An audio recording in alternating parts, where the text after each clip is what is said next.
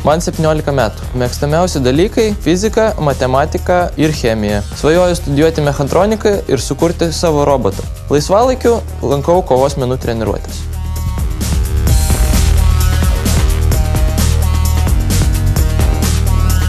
Vida Žemaitaitytė dirba maisto technologe ir kokybės vadove pieno perdirbimo įmonėje. Darbo stažas 35 metai. Baigė tuometinę Kalvarijos maisto pramonės mokyklą. Jūs pati jau iš anksto žinojot, kad būsit pienininkė? Ta mano kelią parinko man mama. Sakė, kai mane atnešė gandras, tai už mane davė sūrį. Tai aš galvoju, dėl to ir pienininkė. Žaliavos kelias į Ukmergės pieninę prasideda šitoje aikštelėje.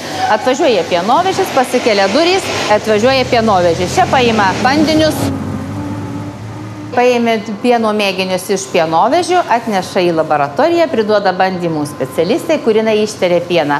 Ar geras rūgštingumas, ar atvėsintas. Ir be abejo visus atlieka tyrimus pagal pieno supirkimo taisyklės, tai pieno riebumas, baltymai. Vyksta šito viskas laboratorijoje. Mano darbas ir yra rizikos veiksnių analizė, svarbus valdymo taškai, darbuotojų mokymas, kaip jie turi atlikti technologinį procesą, ką jie turi veikti pagal savo specialybę, kad žmogus suprastų, kaip pagaminti vartotojui sveiką ir kokybišką produktą. Meistrui net ir nereikia išeiti iš šito kabineto, matyti kokia atvėsinimo temperatūra. Iki perdirbimo pienas yra saugomas patalpose, kuriuos čia matomės vizualiai, o jeigu parodyt, kaip jos atrodo, iš šitų talpų pienas yra perpumpamas į aparatinį skyrių pasterizacijai. Pieno produktų gamintojai skiriasi pagal kategoriją. Ir kuo jis skiriasi? Įkainis ir atliekamas darbas. Pieno mišinių pasterizacija yra 4. kategorija, tai niekada nesulyginsit kokius ten, pavyzdžiui, taros plovimų. Tai yra visiškai skirtinga atsakomybė. Jisai turi paraišką mišinių ir kiek jis turi, jie meistras susako paraišką, kiek jis šiandien kokio riebumo mišinio turi pasterizuoti. Ir jis pasterizuoja. Žmogus, kuris visiškai nedirbęs, nieko su maistu neturėjęs, negaminęs, tai jam kartais, žinote, ateina apžiūri į tos varškės vonės. O Dieve, sako, kiek čia visko daug. O paskui padirba, sako, tik iš pradžių tai yra baisu atrodo. Mane kiekis tikrai nustebino. Baisiai daug tas varškės, čia net su kastuvu kroviau aš tą varškę. Na, bet buvo galima tikėtis, nes čia yra gamykla ir čia yra vežama į parduotuves. Daug turi būti pagaminta. Jau čia ko gero ta varškė ir atėjo jau su biuru. Pas mus visi turi savo nuolatinės darbo vietas. Jie nėra mėtomi, kad šiandien dirbsi prie varškės, o rytoj dirbsi prie sūrių. Tik meistras jiems pateikia paraiškas, kurias mes gaunam iš pardavimų skyriaus, kiek tą dieną reikia supakuoti, susverti, suženklinti pagal pateiktas paraiškas. Imam sūrį, ieškom galiuko už to, kur tas galiukas pasikavojęs ir išiminėjam va. Darbininkas, jisai dirbo tokį kaip ir techninį daugiau darbą.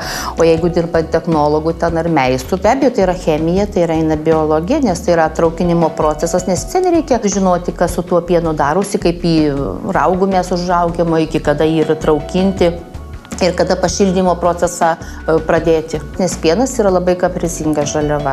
Mes negalim palikti varškės neperdirbtus, negalim jos palikti kitai dienai. Mes turime, kad ir gal ilgiau padirbti, bet tas produktas turi būti pagamintas, supakuotas ir atiduotas į sandėlį su veisinimui, kad ta varškė negestų. Dabar eina į šaldymo tunelį, užpila šokolado. Pas mus įmonėje žmonės dirba slenkančių grafikų, 3 dienas dirba, 3 laisvas po 12 valandų. Yra pietų pertraukos, yra tos valandėlės poilsio, tai yra taip, kaip darbų įstatymai yra nenusižengiama tam. 6. Padėktų, jeigu kas. Labiausiai man patiko turbūt pakuoti sūrelius į dėžutės, nes ten ir kvapas maloniausias, ir darbas toks dinamiškas. Tas sūrelių dėjimas, tai ten ir miklioja rankai ir sako lokis. Manau, kad Jono kaip pirmam kartui tai sekėsi labai gerai, jeigu jis dar kokių 40 kartų pakrautų. Tai tada iš viso būtų profas. 3 tik tai supakavau dėžutės, o nugarą suprakaitavo.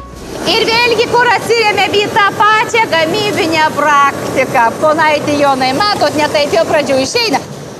Esmė tai tenkinti klientų poreikius. Ir kad klientas nusipirkęs mūsų gaminį, namuose suvartojęs jų šeima, jis tikrai liktų patenkintas ir mintyse tikrai pagalvotų, kad tai mūsų šaunus kolektyvas, kur tokius skanius produktus gamina. Atrodo toks susigyvenęs smagus kolektyvas. Dirba kokybiškai, tikrai skanus gaminiai, sūriai skanus, sūreliai skanus, visko teko paragauti. Suvalgiau daug, bet dar neapsirijau ir dar valgyčiau, nes tikrai labai skanu. Pieninkė Vida tokia man jinai labai patiko, jinai tokia labai gyva moteris, labai komunikabili, labai tokia linksma. Aš įsivaizduoju, tie, kas dirba su pienu, tai turi būti labai šilti žmonės, kurie daug šneka, gali daug papasakot. Vien tik išgirdus jo stažą, 35 metai, vienoje darbo vietoje, tai atrodo tikrai žmogus turi būti sukaupęs labai daug patirties. Praktikos daug reikia ir su tuo atsiranda ir patirtis. Kuo labiau dirbi, to žinai, kaip greičiau, kaip geriau, kaip lengviau padaryti. Lietuvoje gali rasti darbą, nes Lietuvoje pieno produktai yra labai aktuali prekė, visi jos visada perka ir manau, kad tikrai pirks ateityje. Aš manau, kad lietuvis be varškės ir sūrio negyvens.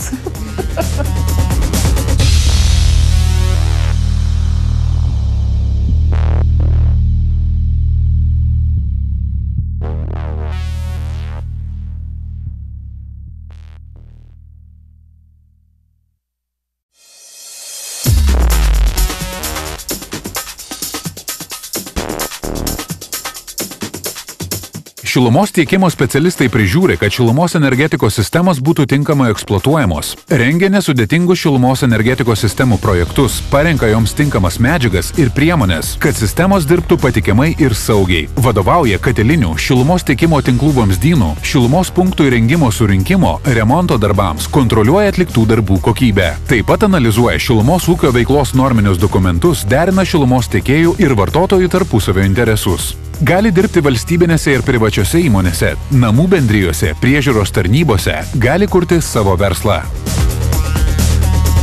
Aš esu Markas, man 16 metų. Domiuosi muzika, teatru, daile, groju mušamaisiais instrumentais.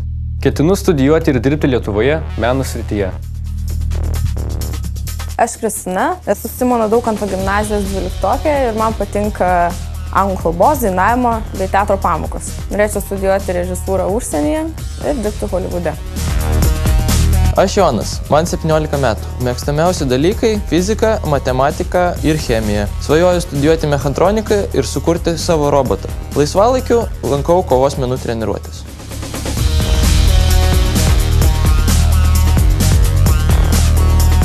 Edikas Barauskas, šilumos energetikos sistemų inžinierius, Vilniaus 3-osios termofikacinės elektrinės katilų ir turbinų specialistas. Darbo stažas 7 metai, baigė Kauno technologijos universitetą.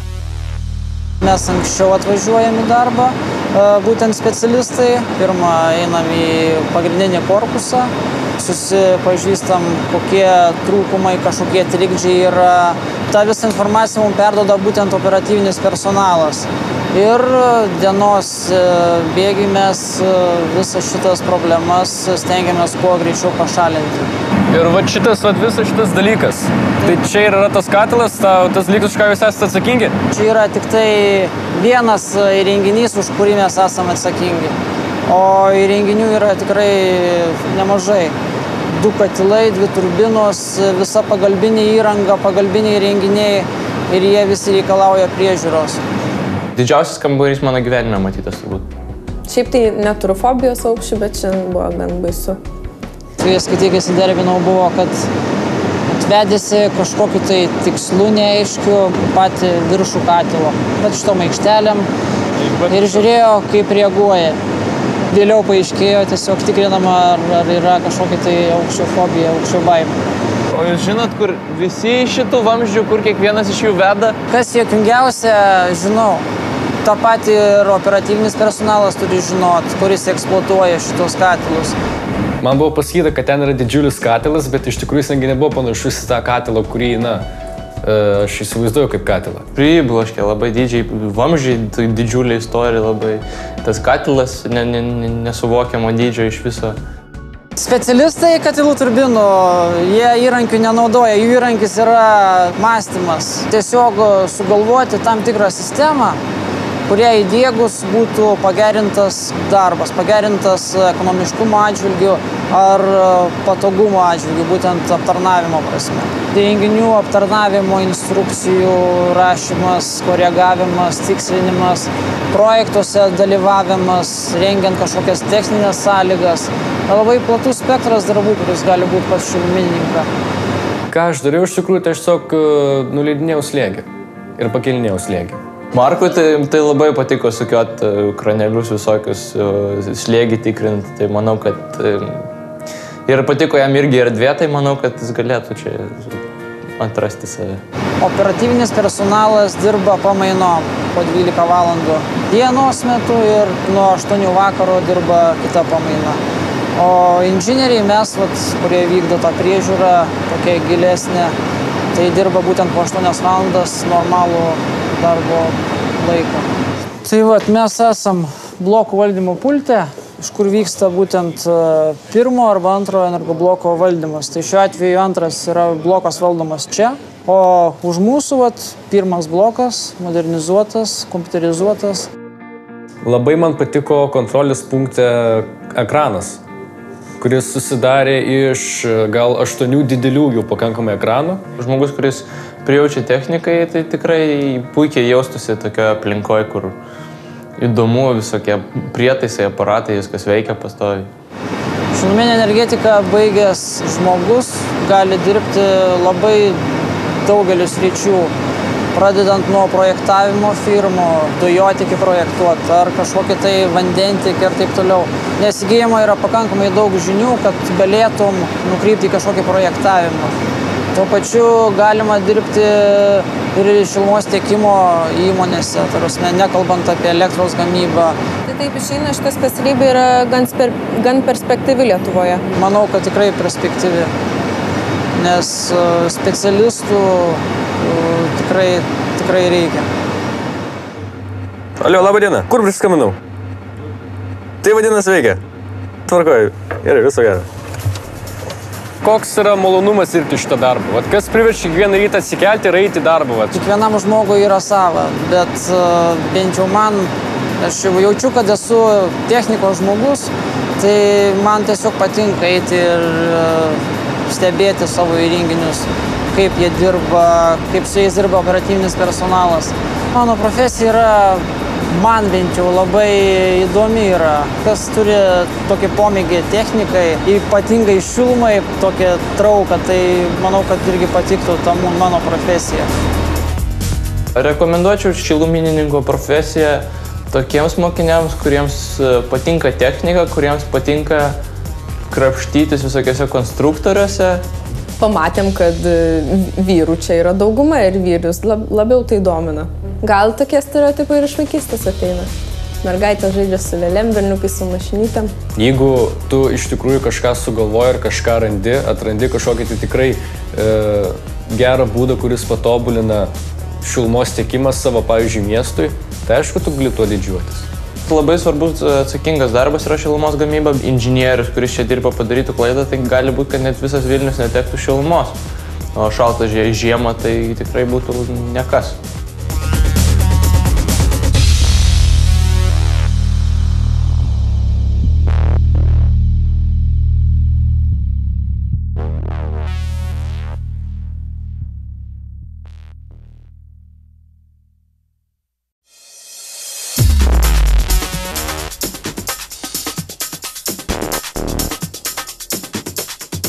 Siuvėjai pagal pateiktus modelius siuva pagrindinės vyriškų, moteriškų drabužių detalės, taiso arba persiuva drabužius. Dirba su įvairiomis siuvimo mašinomis, taiko įvairias siuvimo technologijas. Siuvinėja pagal parengtą eskizą, papuošia raštais ar kitomis detalėmis gatavus drabužius, susiuva įvairių medžiagų gaminius, sutvarko drabužio kraštus. Gali dirbti didelėse siuvimo įmonėse, privačiuose mados namuose ir salonuose, teatruose, buitinio aptarnavimo įmonėse, kurti savo verslą.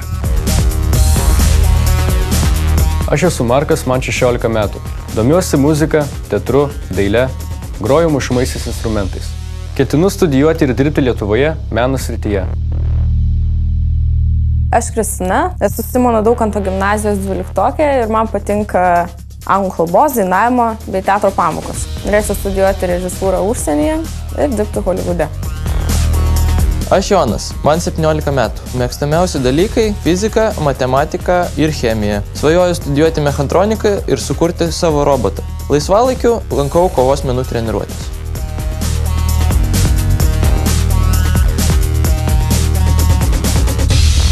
Daiva Juchimenko, profesija siuvėja, dirba dizaino namų gamybos vadove. Darbo stažas 30 metų. Baigė Vilniaus 33 profesinio lavinimo mokyklą.